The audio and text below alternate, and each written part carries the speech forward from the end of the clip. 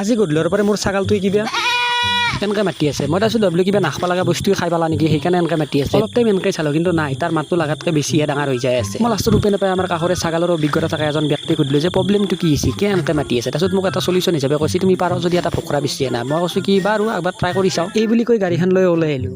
A few moments later. এই ভোকৰা আছিল নেকি? ভোকৰা ভোকৰা কলাপটো কলা বুলি কৈছিল নে? কলা ভোকৰা এটা দেখিছিলে নেকি? সেইফালে 2 পাকমান গেল, পাৱাই নাই। মোক এটা ভোকৰাৰ প্ৰয়োজন আছিল এতিয়া। 5 minutes later.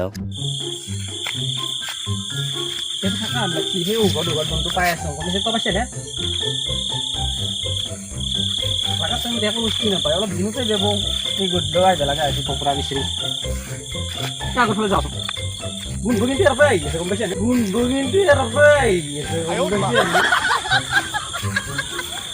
1 hour later. তাৰপৰে আপনি